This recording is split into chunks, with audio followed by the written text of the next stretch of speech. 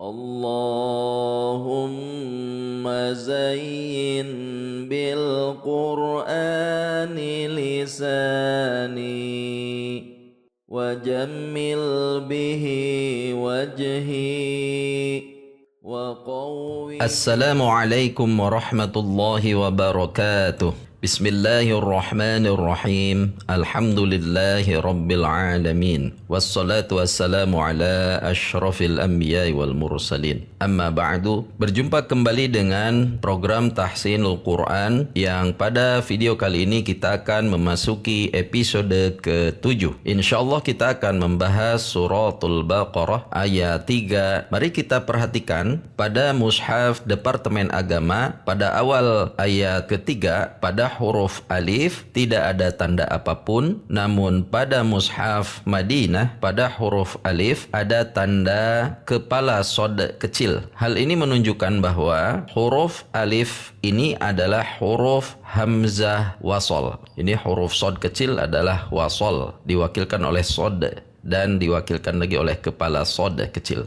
Dan pada awal ayat ketiga ini hamzah wasol terdapat pada al, yaitu alif dan lam. Al. Kaidah yang harus kita fahami adalah ketika ada hamzah wasol dalam bentuk al di awal kalimat, maka harokat yang harus diberikan adalah harokat fathah. Oleh karena itu, jika kita memulai membaca suratul Baqarah pada ayat ketiga ini, kita harus memulainya dengan harokat fathah pada hamzah wasol. Sehingga di sini bisa dibaca a kemudian masuk ke lam tasydid. Alla. Lam memiliki sifat bainiyah sehingga saat tasydid ada tekanan, karena di sini ada tasydid, ada tekanan. Al, tekan, al harus menekan. Kemudian karena bainiyah tidak ditahan, tidak al, perhatikan tekanan suara Anda tidak konstan, tidak al, tidak, juga tidak dihentak, al langsung berhenti. Namun di antara keduanya al kemudian turun, al turun, al tidak al, alla. Kemudian la naik kembali, harokat fathah pada huruf lam, alla, alla.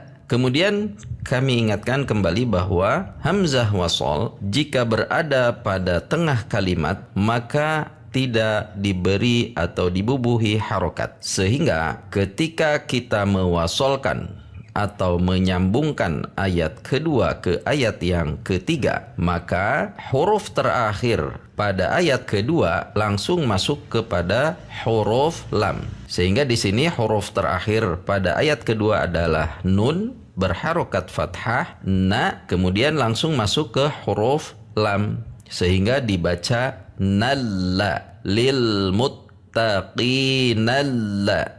Nalla, tidak dibaca na alla. Demikian. Mari kita lanjutkan. Alla, la satu harokat. Kaidahnya tetap ketika bacaan satu harokat, intonasi kita tidak menekan atau meninggi atau menahan, sehingga jika itu dilakukan maka yang satu harokat otomatis akan menjadi dua harokat atau lebih. Ini yang tidak boleh. Contoh, kita akan menekan pada huruf la, misalnya alla, tuh menekan, sehingga bacaannya menjadi bukan satu harokat lagi. Ini yang tidak boleh. Sehingga ketika bacaan satu harokat, intonasi atau tekanan suara kita lurus saja, alla, alla, tidak alla. Hati-hati dengan kebiasaan intonasi atau langgam yang biasa kita lakukan atau kita gunakan dalam membaca Al-Quran. Sebaiknya langgam atau intonasi mengikuti kaidah tajwid yang ada pada kalimat-kalimat yang sedang kita baca. Yang kemudian jika kita diberi pemahaman tentang makna pada ayat tersebut, kita bisa tambahkan intonasi kita dengan mentadaburinya yang berupa intonasi yang sesuai dengan isi kalimat tersebut. Baik, kita lanjutkan. Alla, kemudian ri. Ri makhrajnya sama seperti tha, zal, ro. Ujung lidah keluar sedikit, perhatikan. Za, rina. Ri kasroh bertemu ya sukun mad tabi'i, dua harokat, satu ayunan saja. Dua harokat berarti ri. Tidak terlalu panjang, karena kalau terlalu panjang itu lahan. Alladzina. Alladzina. Kemudian yuk, ya dhammah, ada hamzah sukun, maka sifat dari hamzah adalah syiddah. atau tertahan sehingga membacanya langsung berhenti seperti terpisah dengan huruf setelahnya. Namun ini bukan terpisah, ini hanyalah tanda dari sifat huruf hamzah yang tertahan. Yu'minuna, yu'minuna, nun, dhammah, wawu sukun, mad tabi'i 2 harokat.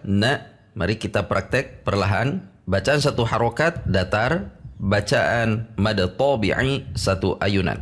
Alladzi, nekan 1 ayunan. Alladzina yu'minuna, menekan pada nu 1 ayunan. Yu'minuna, perhatikan jangan salah mengayun atau salah menekan. Contoh yang salah menekan, kita menekan dina misalnya. Alladzina, ngayun dina, maka menjadi tidak tepat bacaannya karena itu bacaan 1 harokat. Baik, selanjutnya ba kasroh bi. Selalu kami ingatkan bahwa usahakan selalu membaca harokat dengan sempurna, sehingga jika bi tidak bi masuk ke lam sukun, bil ingat sifatnya bainiyah, tidak ditahan, tidak dihentak, namun juga tidak dipisah dengan huruf gho antara bunyi al-gho, tidak al-gho, tidak ditahan ya, juga tidak al-gho, tidak dihentak. Bisa dilatih pada titik ini dulu, bil-gho, antara al-gho, nanti ghoin hurufnya memiliki sifat isti'la, pangkal lidah tegang dan memiliki makhraj yang sama dengan kho. Gho digesek, kho didorong, titiknya sama. Bil gho, mulainya dari gho kemudian ketemu ya sukun menjadi bacaan lain ghoi, tidak ghoi, harus i betul, namun juga tidak boleh dibaca i ghoi, tidak dibegitukan, namun ghoi bi, tidak b, beda ya. Usahakan harokat kita baca dengan bacaan yang betul.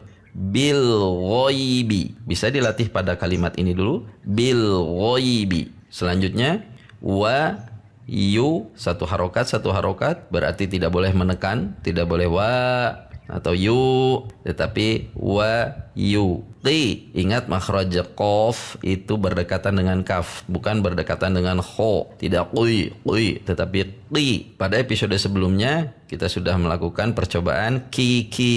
Silahkan diulang di sini jika belum menemukan bacaan yang pas. Wa yuqi, mad tabi'i kasrah bertemu ya sukun, mu mad tabi'i dhammah bertemu wawu sukun, berarti 1 ayunan, 1 tekanan.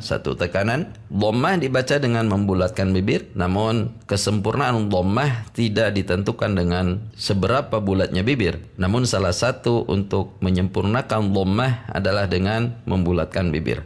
Wa yuqimuna so, na huruf istifal, relax, pangkal lidah relax. Na, kemudian masuk ke depan ada alif lam sod. Ini namanya alif lam syamsiyah, berarti alif lam yang tidak dibaca karena langsung masuk ke huruf yang ada di depannya, yaitu di sini huruf sod. Huruf sod memiliki sifat isti'la atau tebal, di mana makhraj huruf sod ini sama dengan huruf sin. Untuk melatihnya, sin 2 kali, sod 1 kali. Misalnya sa, so. Perhatikan, tidak ada perubahan bibir, tidak ada perubahan ujung lidah, yang ada hanya perubahan pangkal lidah. Perhatikan, Anda boleh melatihnya di depan cermin. Sa, so. Sa, so. Tidak ada yang berubah. Yang berubah hanya pangkal lidah saja, tidak membulat. Tidak sa, so. Demikian. Na relax, masuk ke sod tegang. Na pangkal lidah relax, sod pangkal lidah tegang. Jika dilambatkan, na relax, na masuk ke sod langsung tegangkan.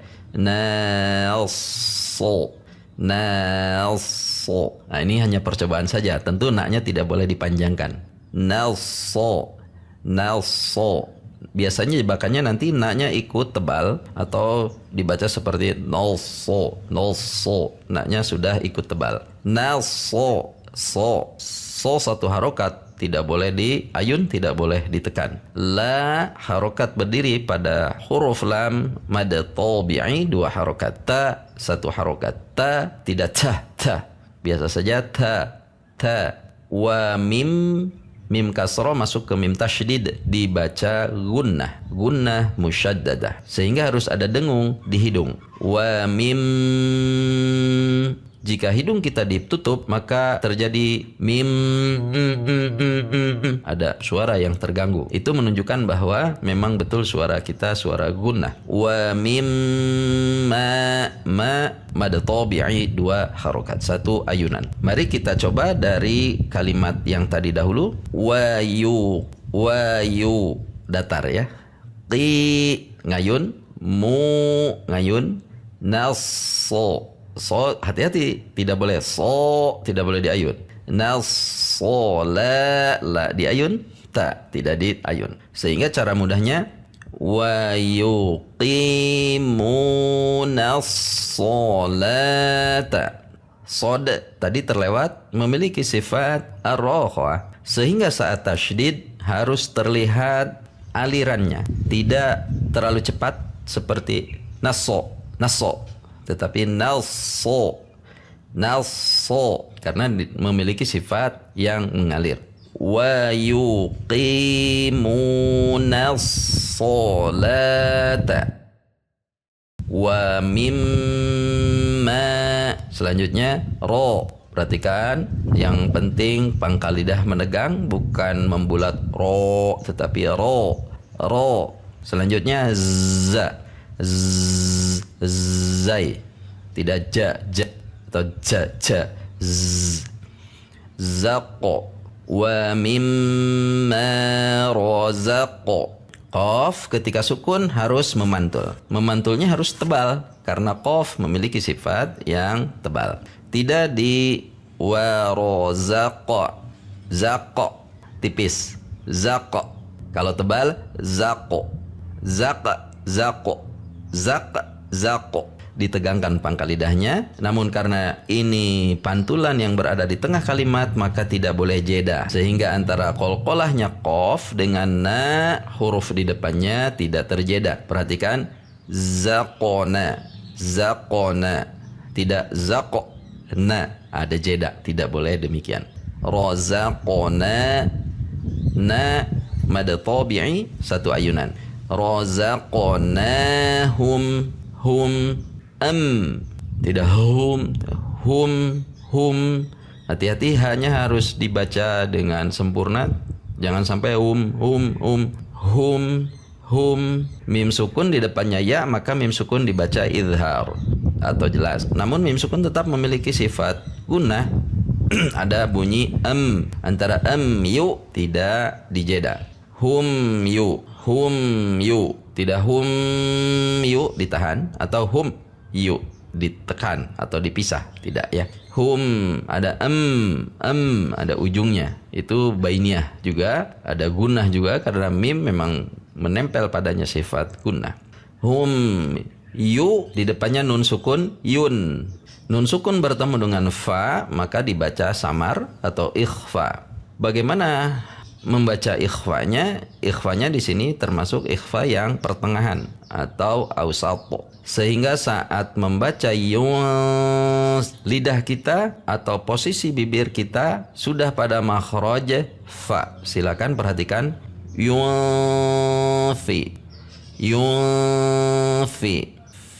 fa. Tidak dibaca yung berbunyi ang, itu berarti kaf, namun dibaca yunfi. Fi, kemudian qu, qaf, dhammah, wawu sukun, mad tabi'i. Quna, jika diwasal mad tabi'i. Namun jika kita berhenti pada akhir ayat 3 ini, maka nun harus sukun. Mad tabi'i bertemu huruf yang sukun di akhir kalimat, maka berubah menjadi mad arid lis sukun.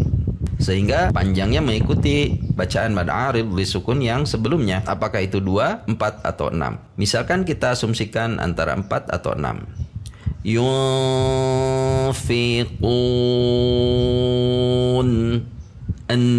ada ennya, tidak en, namun juga tidak terlalu panjang ya. yunfiqun. Baik, ayat 3 kita akan coba membacanya dengan terputus-putus. Terputus-putus ini anggap saja seolah nafas yang kita miliki sangat terbatas, sehingga kita harus membaginya menjadi beberapa bacaan. Namun jika masih kuat silahkan diwasol. Jika tidak, diputus pada titik-titik yang kami contohkan, silahkan. Mari perhatikan. Alladzina minuna bil ghaib. Misalnya bil ghaib kita sudah waqaf. Kita lanjutkan karena di sini tidak ada tanda waqaf, maka harus diulang dari kalimat sebelumnya. Bil ghaibi wa yuqimunas shalah. Misalnya waqaf di sini. Atau jika di bil ghaibi masih kuat, wa yuqimunas shalah sudah habis napasnya, boleh berhenti di shalah. Kemudian ulang kembali. Wa yuqimunas shalata wa mimma razaqnahum. Misalnya sudah sampai situ habis juga, boleh. Atau dari awal sampai wa yuqimunas shalah masih kuat, wa mimma razaqnahum sudah habis, boleh berhenti di wa mimma razaqnahum. Selanjutnya jika berhenti di sini maka diulang wa mimma razaqnahum yunfiqun. Demikian. Atau kita coba membacanya dalam dua penggalan. Alladzina yu'minuna bil ghaibi wa yuqimunas shalah. Boleh di sini. Wa yuqimunas shalata wa mimma razaqnahum yunfiqun. Boleh. Atau satu kali satu ayat, boleh. Alladzina yu'minuna bil ghaibi wa yuqimunas shalata wa mimma razaqnahum yunfiqun. Demikian. Untuk ayat yang keempat insyaallah kita akan lanjutkan pada video selanjutnya. Terima kasih, mohon maaf atas segala kesalahan. Semoga Allah Subhanahu wa taala selalu memberi kemudahan kepada kita semua untuk belajar membaca Al-Qur'an, dan semoga Allah Subhanahu wa taala selalu meridhoi segala apa yang kita lakukan. Insyaallah. Amin. كلام قديم لا يمل سماعه تنزه عن قول. Terima kasih sudah menonton channel Hamid Khuluq. Sampai berjumpa. Wassalamualaikum warahmatullahi wabarakatuh. متعني بسر حروفه ونوّر به قلبي وسمعي ومقلتي